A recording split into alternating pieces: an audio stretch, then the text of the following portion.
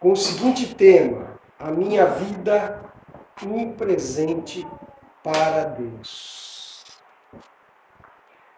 Eu não sei se você percebe, mas aí já dá uma...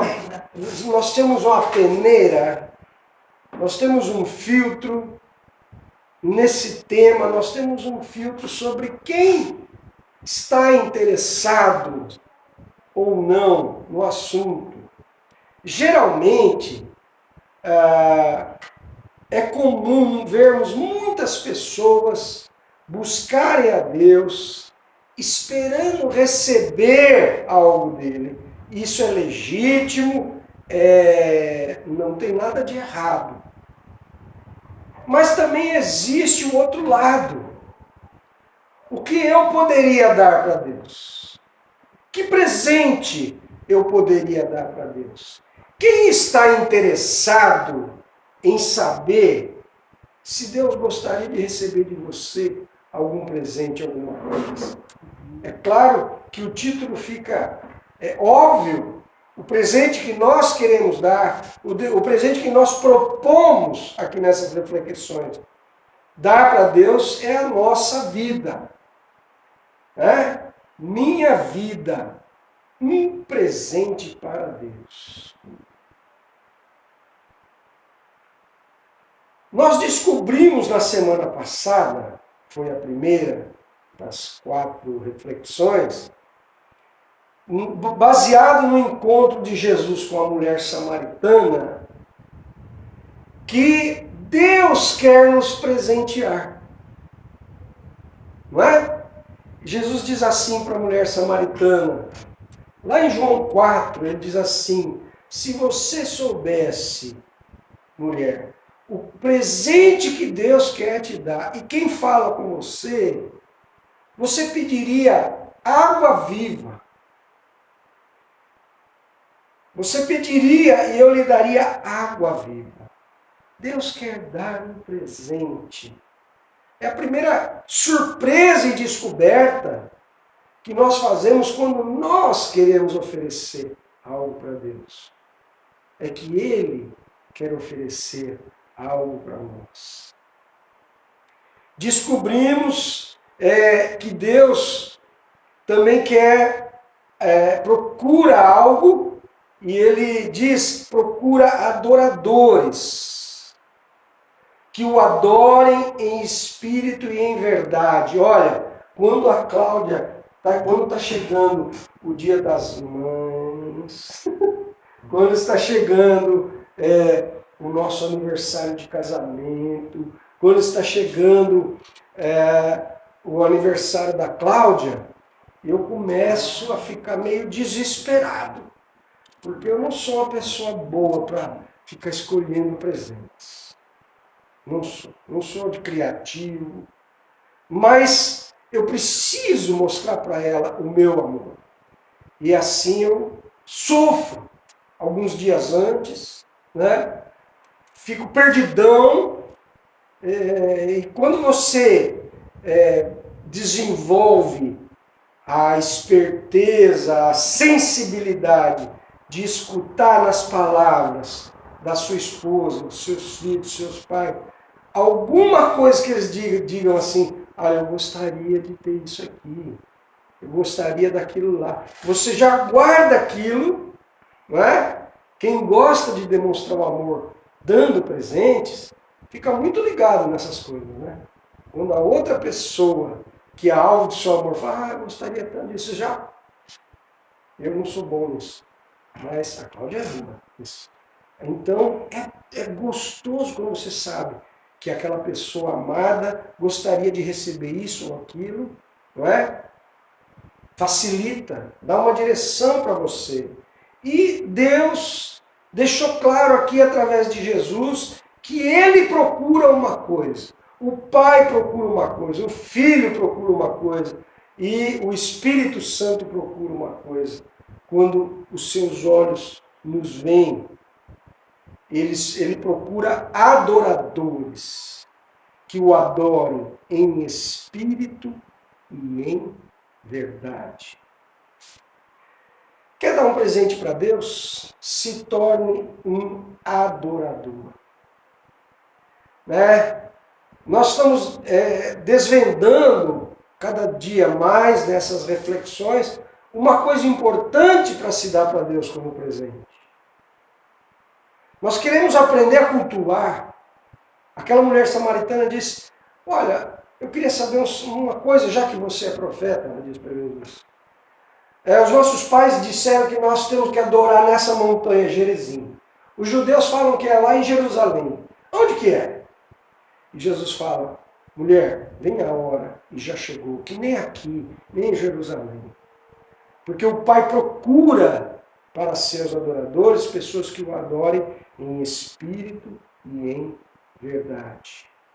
Nós vimos que Jesus ficou atraído pela sinceridade daquela mulher, quando ele começou a conversar com ela, e ela percebeu que ele conhecia fatos da vida dela, e ela foi sincera e abriu o coração, e não ficou tapando só com a peneira, explicando mais ou menos as coisas, ou querendo esconder as suas desventuras. Ela foi sincera, isso tem a ver com a verdade.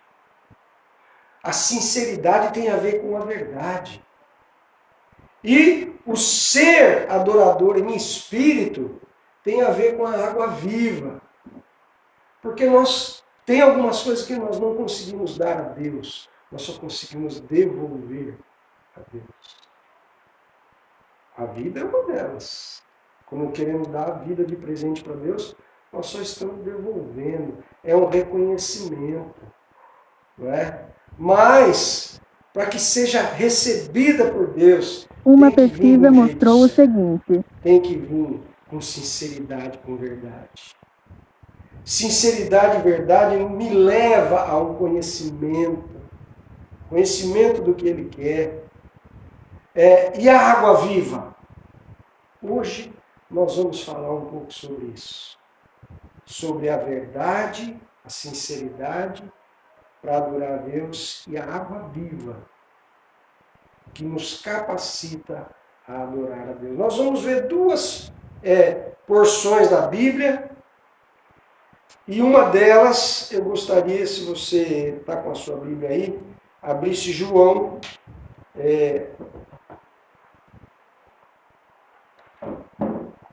não é João, é Lucas. É Lucas,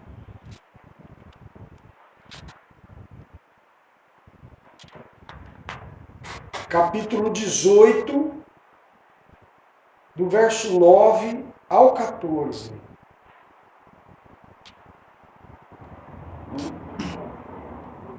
Evangelho de Lucas, capítulo 18, versos de 9 ao 14.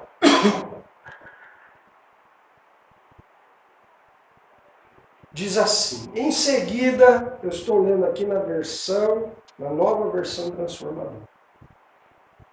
Em seguida, Jesus contou a seguinte parábola àqueles que confiavam em sua própria justiça e desprezavam os demais. 2 homens foram ao templo orar. Um deles era fariseu e o outro cobrador de impostos. O fariseu em pé fazia esta oração. Algumas versões dizem, de si para si mesmo.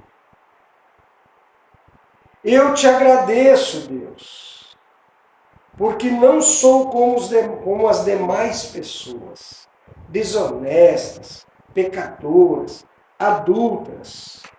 E com certeza não sou como aquele cobrador de impostos. Jejuo 2 vezes por semana e dou o dízimo de tudo que ganho.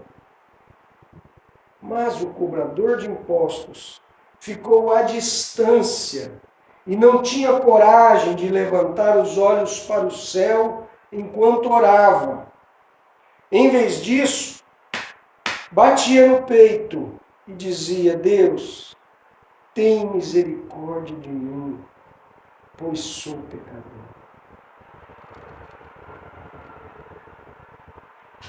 Eu lhes digo que foi o cobrador de impostos, e não o fariseu, quem voltou para casa justificado diante de Deus. Pois aqueles que se exaltam serão humilhados, e aqueles que se humilham serão exaltados. Só até aí, Lucas 18, do 9 ao 14. Meus queridos, duas pessoas sobem a um templo para orar. Um fariseu e outro cobrador de impostos. Duas pessoas vão para a igreja. O que seria um fariseu para nós hoje? Fariseu era uma pessoa extremamente zelosa dos dos acentos, das vírgulas da lei, dos detalhes pequenos. Eles levavam alguns mandamentos ao pé da letra. Se no Velho Testamento dizia assim, amarra os mandamentos de Deus no teu braço. Amarra. Quer dizer, traz na tua força, traz nas tuas atividades os mandamentos de Deus. Dirige a tua vida pela sabedoria de Deus. E eles faziam o quê? Eles pegavam um pedacinho de couro, escreviam um mandamento de Deus, fazia um rolinho e colocava aqui no braço direito e enfaixava. Fazem até hoje. Os judeus fazem isso até hoje. Extremamente zelosos.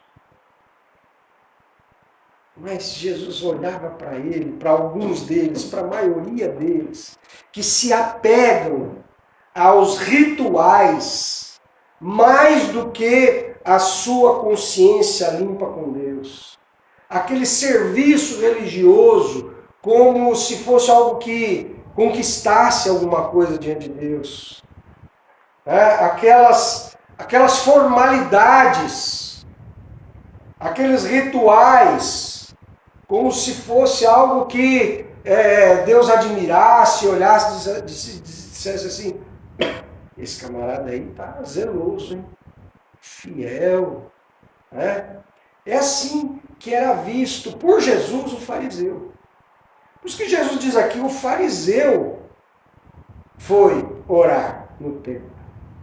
Seria para nós hoje dizer assim, olha, um pastor ou um padre foi na igreja fazer oração e encontrou lá umas pessoas.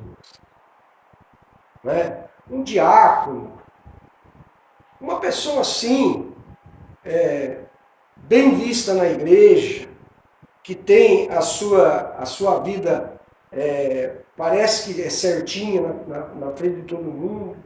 Ele foi lá orar e tinha lá um cobrador de impostos. O que era para eles o cobrador de impostos? O cobrador de impostos era uma representante de um governo corrupto, de um governo opressor, que era o governo romano, que cobrava impostos pesados.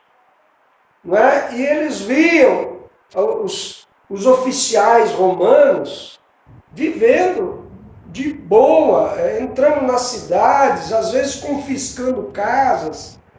E era o estilo de Roma, a paz romana era conquistada assim. Ou vocês vêm para o nosso lado, ou a gente entra com tudo.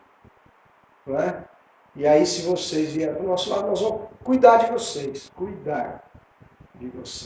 Chegavam lá e iam tirando as coisas que interessavam. Então, para nós, seria um funcionário público corrupto, um funcionário público que já tem fama de ser corrupto, sendo ou não, Ou um político. Não precisa nem falar, explicar por quê. Não é? Então Jesus coloca esses dois tipos de pessoas procurando a igreja para fazer uma oração.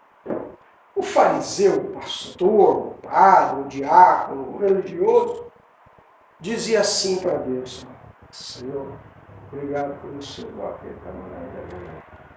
Eu não roubo, eu não mato, eu não desejo nada de mal para ninguém. É isso que ele está falando aqui, ó. Não sou como essas pessoas desonestas, pecadoras, adúlteros. Olha, aquele lá é isso, aquele lá anda assim. Olha a roupa daquele, a tatuagem do outro, o cabelinho do outro. Aquele lá faz isso, aquilo outro. E vai falando às pessoas: eu não faço aquilo.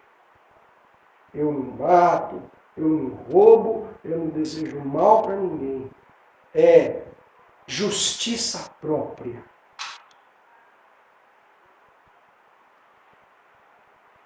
Pode alguém assim, se chegar a Deus de uma maneira aprazível, de uma maneira agradável a Deus?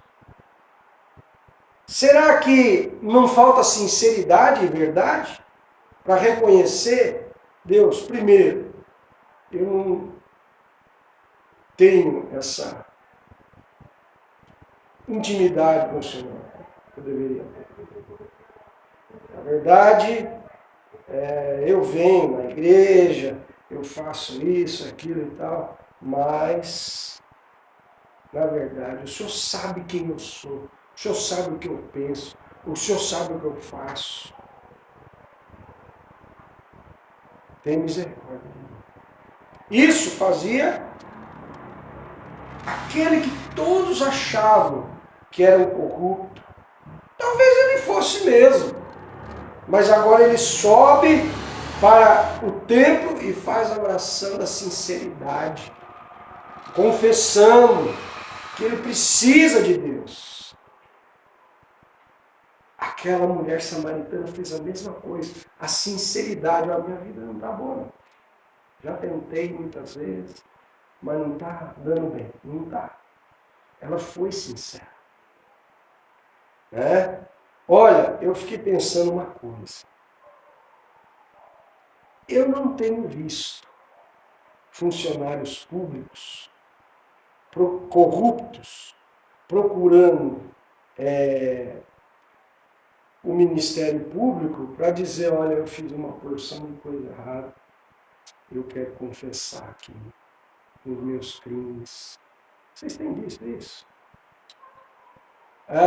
Lembram de Lázaro, de Zaqueu? Zaqueu, cobrador de impostos, né? Que queria ver Jesus quando passava pela sua cidade. E Jesus olhou para ele, que ele era baixinho, estava na árvore para conseguir ver Jesus. Né? E Jesus vai bem embaixo da árvore que ele está, olha para cima e fala: Zaqueu! E Zaqueu fala assim: como esse cara sabe meu nome? Zaqueu, desce, que eu vou almoçar na tua casa. E Zaqueu já interessado em Jesus. Ele foi procurar. E ele era corrupto. Ele metia a mão no dinheiro. Ele arrecadava, e ao invés de entregar tudo que ele arrecadava do tesouro, ele ficava com uma parte. E aí, durante o almoço, ele, tomando contato com Jesus, diz assim: quem pode ficar junto com o Senhor? Pedro falou a mesma coisa. Quem pode andar junto com o Senhor? E ele fala: olha, eu vou restituir tudo o que eu roubei. Um pouquinho de água, por favor. Eu vou restituir tudo o que eu roubei. E eu vou pagar com juros e correção. Eu não tenho visto nenhum político,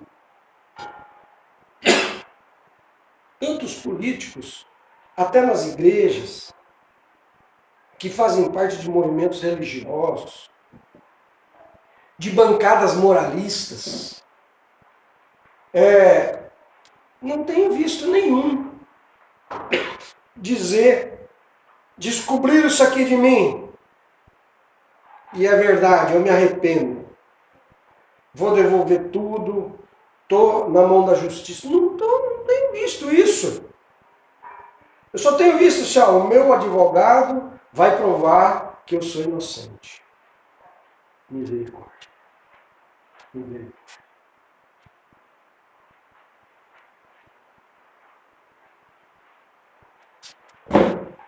Jesus disse, olha,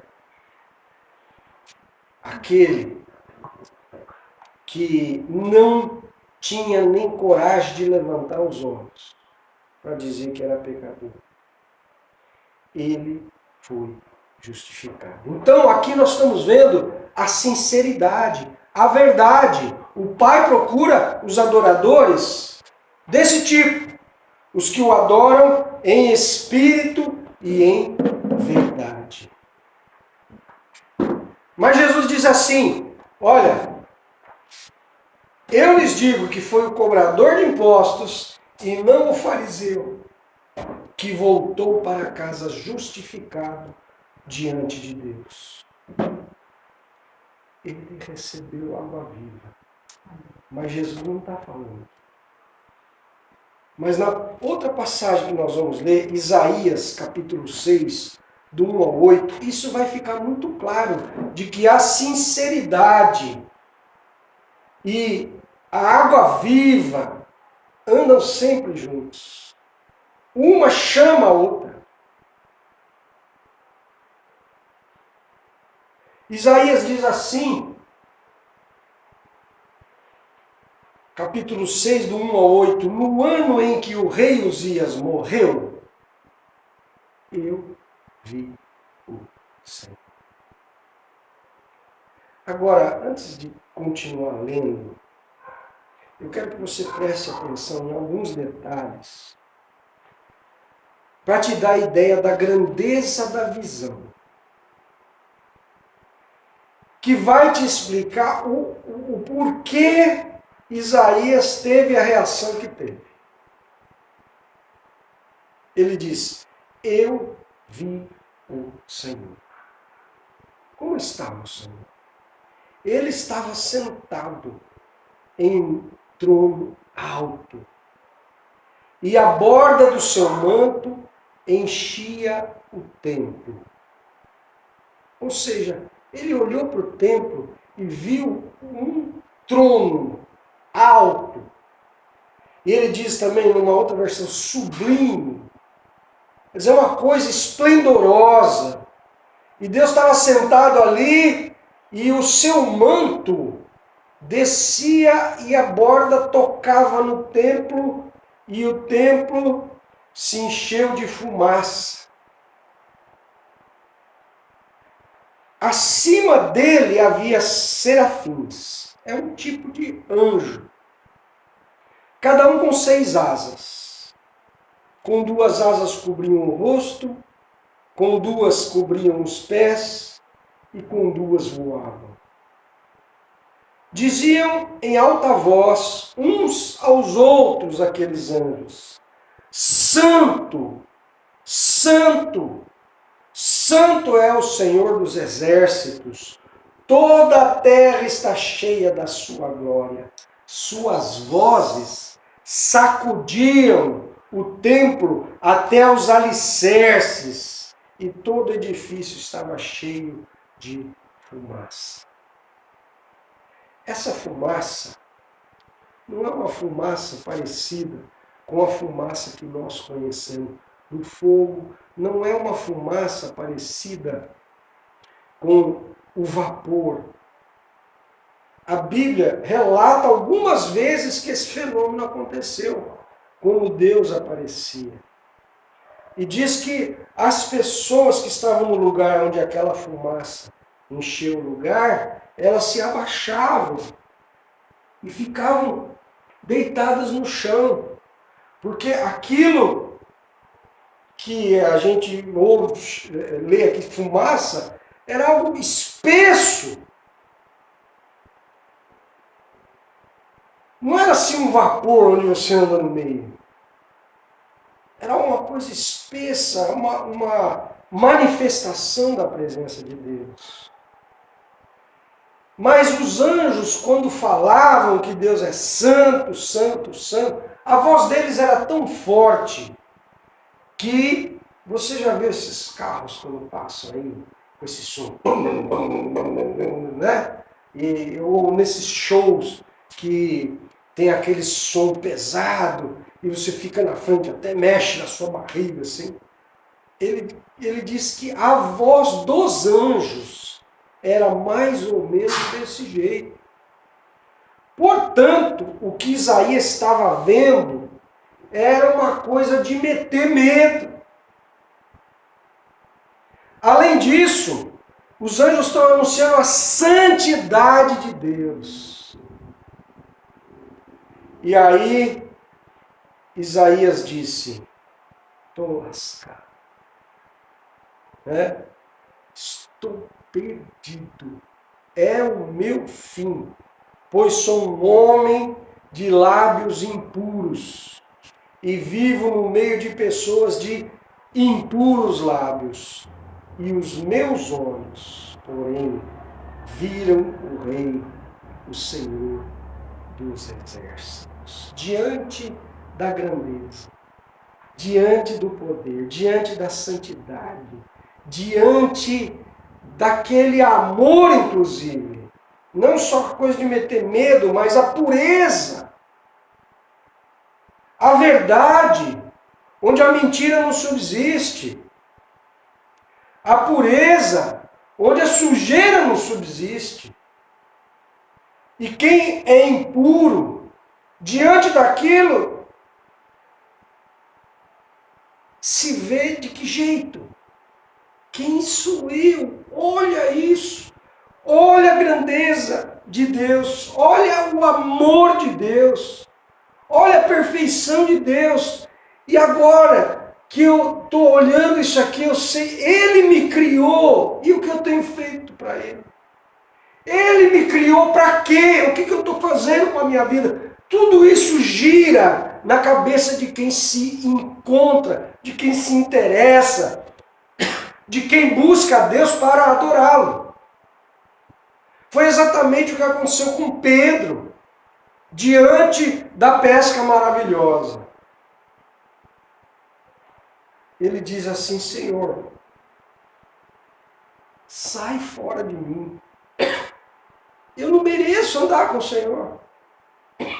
Porque ele viu, não o produto da pesca, mas ele viu o que podia Jesus.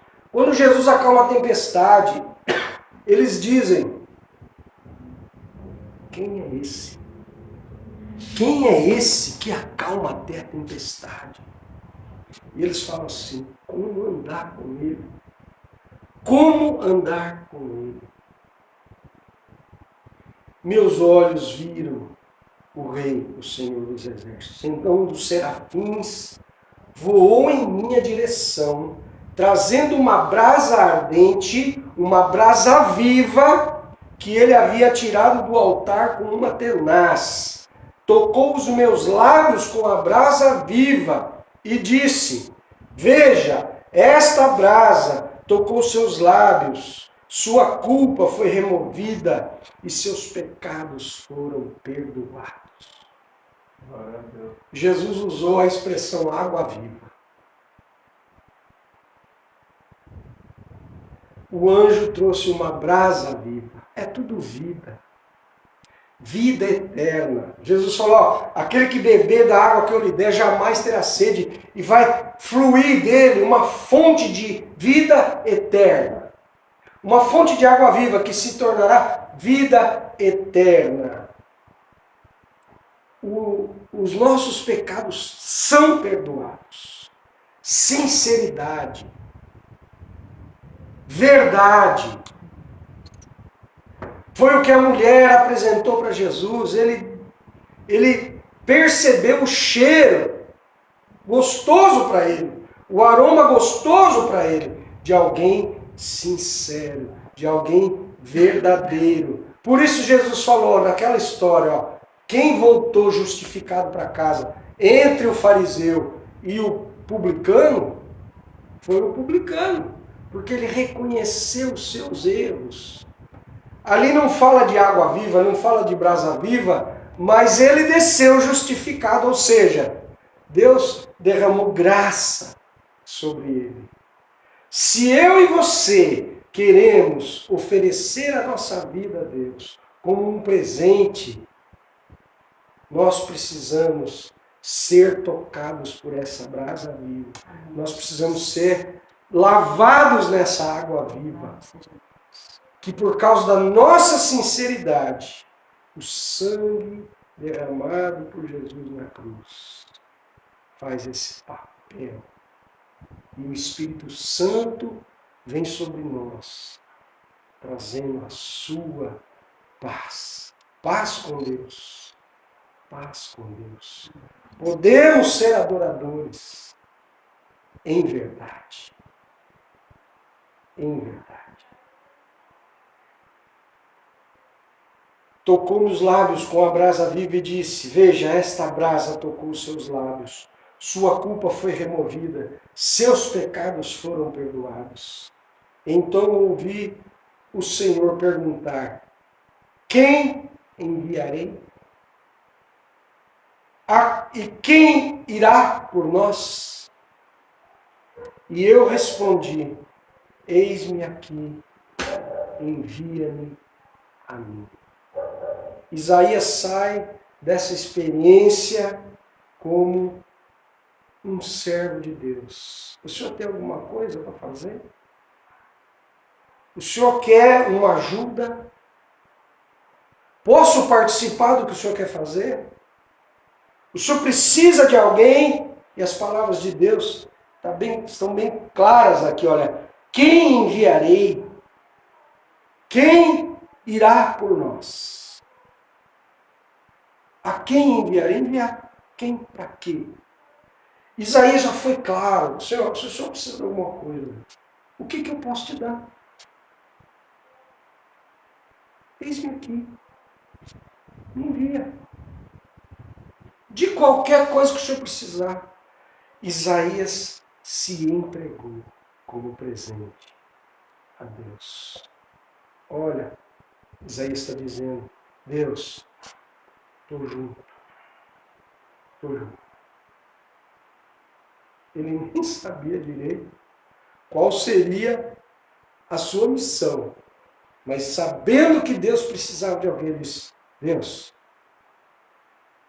diante do que o Senhor, da graça que o Senhor derramou sobre mim, de me tornar uma pessoa aceitável para ti, de ter me tocado com essa brasa viva, essa vida espiritual, eu estou aqui, me envia, estamos juntos. E ele ofereceu a sua vida para Deus. Vê como a brasa viva e a sinceridade andam juntas? A água viva e a sinceridade andam juntas? Por causa da sua sinceridade, a mulher atraiu Jesus. Por causa da sua sinceridade, aquele publicano foi perdoado dos seus pecados. Zaqueu, por causa do reconhecer os seus erros, foi justificado por Deus. Isaías, ao reconhecer que era um homem puro, e quando foi confessar a sua situação, ele foi tocado pela brasa viva, ele foi recebido por Deus, ele foi aceito por Deus. A água viva e a sinceridade. Ele procura adoradores que o adorem em verdade. Eu quero que você fique com isso na sua mente hoje. Você quer fazer da sua vida um presente para Deus? Reconheça com sinceridade as tuas falhas diante dele. E você vai ser aceitado. Vamos ficar de pé e vamos orar.